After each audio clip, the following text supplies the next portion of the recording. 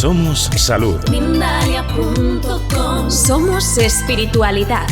Mindalia.com. Somos conciencia. Mindalia.com. Mindalia.com. Somos la comunidad de la nueva consciencia.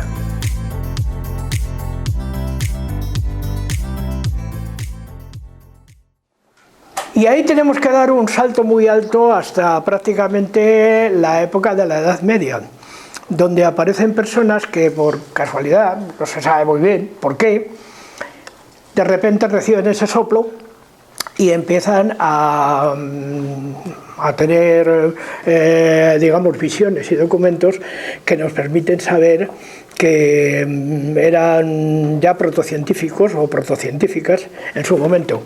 Quizá la más importante de todas fue Hildegard de Bingen, no sé si habréis oído hablar de ella, una monja que estuvo en el convento de Disenbogenberg, joder, qué difícil es decir, y luego fue al de Ruppertsberg, que este ya le fundó ella, porque estaba encima de la tumba de San Ruperto. Hildegard de Bingen es una persona extraordinaria en todos los sentidos. Fue botánica, fue médico, fue de todo. Además tenía unas visiones en una cosa que se llama la lengua ignota, en las que veía a los ángeles y les escuchaba cantar.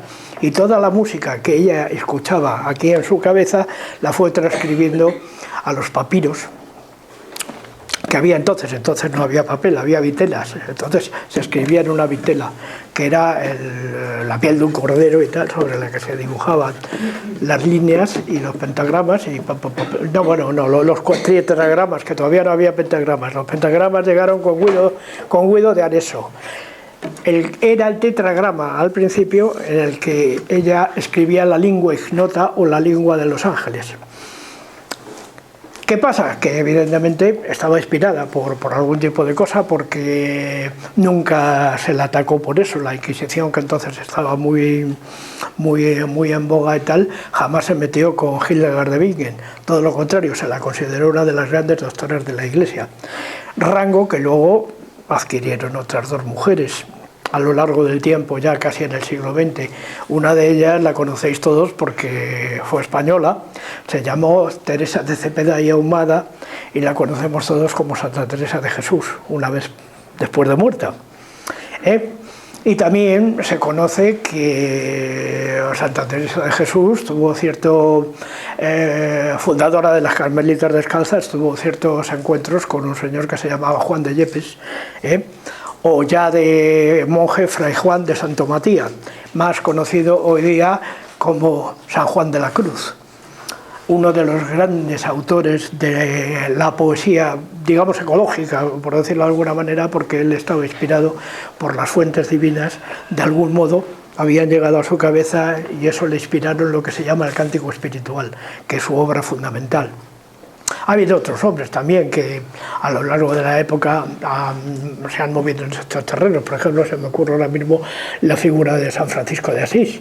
La figura de San Francisco de Asís, que evidentemente Francisco Bernardone era de civil, luego ya fue santo después de muerto, pero Francisco Bernardone es el creador de una pieza fundamental que es el Cántico a las Criaturas, porque este señor estaba absolutamente convencido de que la luna era su hermana, de que el sol era su hermano y que las plantas del campo eran sus hermanos y los pájaros y todas estas cosas. La figura de San Francisco de Asís es fundamental para poder entender un poco la teología cristiana y sobre todo esta línea de continuidad que existe de conocimientos a lo largo de la historia que van pasando de unos a otros. Así a bote pronto se me ocurre también que en España tuvimos también uno de los grandes místicos que funcionó. ¿Quién ha oído hablar de Ramón Llull? O Raimundo Lulio. Este vivió en la isla de Mallorca y se subió al Monte Rada a meditar y allí estuvo durante muchísimo tiempo descubriendo las grandes verdades de lo que sería su doctrina, pero que no es una doctrina al uso, digamos, que no está incardinada exactamente, aunque está incardinada dentro del cristianismo, pero tiene elementos de otras cosas. Por ejemplo, Raimundo Lulio creía que todas las cosas partían de tres figuras fundamentales que eran las que formaban la tierra, el aire y todo lo demás, que eran el círculo, el triángulo, el punto y la raya. De hecho, yo soy de un medio nacido en un pueblo de Madrid que se llama San Lorenzo del Escorial, que creo que todos conocéis. Y en este pueblo, el señor rey de España, Felipe II de Augsburgo, construyó un monasterio que es enorme, es el segundo edificio más grande que había en su momento después del Vaticano. Y a este monasterio le dotó de un bibliotecario, que fue Benito Arias Montano. Y el que dirigió las obras de la construcción de este monasterio al principio fue Juan Bautista de Toledo, pero Juan Bautista de Toledo muere a los 7 años y ya no puede seguir. Y anduvieron ahí tonteando con algunos otros señores que eran arquitectos de la época, como Paciotto o como por ejemplo Tomás de Mora, en fin, algunos otros, Baltasar Monegro, por ejemplo, también estuvo metido en esto, hasta que por fin aparece la figura de un cántabro nacido en Movellán, en Cantabria, en el Valle de Roig, que se llamó Juan de Herrera. A partir de ese momento, el estilo del monasterio del Escorial y de otros edificios que se han hecho en España se llama el estilo herreriano, que creo que habéis oído hablar de ello. Todos estos hombres estaban dirigidos por una luz sobrenatural y la magia formaba parte de su vida realmente. De hecho, Felipe II era un rey alquimista, o sea, había recibido, digamos, instrucciones y tal para poder transmutar la materia, pero la razón fundamental de por qué quería Felipe II transmutar la materia no era la materia en sí, no era convertir, como se ha dicho tantas veces, el plomo en oro, no, era transformarse a sí mismo y poder trascender. Entonces, ahí tenemos un rey, que además le vino muy largo el cargo, porque le pasó el testigo su padre Carlos V Augsburgo, que ya se había retirado a Yuste, al monasterio de Yuste a vivir. Y todos ellos, pues, de alguna manera fueron recogiendo toda esta tradición. Y además mantenida fundamentalmente por la orden a la que se le cedió digamos, el control del monasterio del Escorial y de otros monasterios, como por ejemplo el de Guisando, o monasterios de todo tipo, el del Escorial también, por supuesto, y tal, que es la orden de los Jerónimos.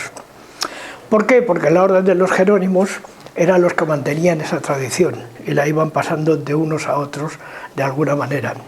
Sobre todo una figura muy importante es la de Fray Antonio de Villacastín, que Fray Antonio de Villacastín tenía unos conocimientos tremendos en todo tipo de materias. Tened en cuenta que en el Renacimiento todos eran polímatas, y habían llegado a conclusiones verdaderamente formidables con respecto a todas las cosas. De hecho, Juan de Herrera escribe un tratado que se llama Discurso sobre la figura cúbica, donde solamente contempla para los edificios religiosos, por decirlo de alguna manera, joder, es que quiero hablar alto pero se me olvida. La figura de Juan de Herrera es fundamental para entender de alguna manera cómo se desarrolló todo esto. El del discurso de la figura cúbica sigue las tesis de Ramón Llull, y entonces todo vuelve a partir en el estilo llamado herreriano del círculo, del cuadrado y de los pináculos triangulares, más los elementos que faltaban, que era el punto y la raya de alguna manera. Por eso los edificios de aquella época eran tan austeros. Si algún día habéis ido al Escorial os habréis dado cuenta de que está mal orientado con respecto al resto de edificios cristianos. ¿Nadie se ha dado cuenta? ¿Ha ido alguno al Escorial? ¿Y habéis visto que está de espaldas a Madrid? Cuando tú llegas allí, la puerta principal no está mirando para Madrid, está mirando a poniente. ¿Por qué? Pues muy sencillo, porque el edificio está dedicado el día 10 de agosto, que fue cuando terminó la construcción, a San Lorenzo. Y San Lorenzo figura allí con su parrilla en lo alto de la entrada, por debajo de la biblioteca. Entonces, si nosotros nos fijamos bien, Lorenzo viene de laurel o de laureado. Y eso hace sospechar una conexión con el mundo griego. ¿Por qué? Porque el laureado era Apolo. Apolo era el dios que se cubría con laurel en la cabeza, se ponía una corona de laurel. También una corona de laurel la llevaba Julio César. Entonces hay como una especie de continuidad en todo esto a lo largo del tiempo, y que se ve en muchas figuras que van apareciendo a lo largo de la historia.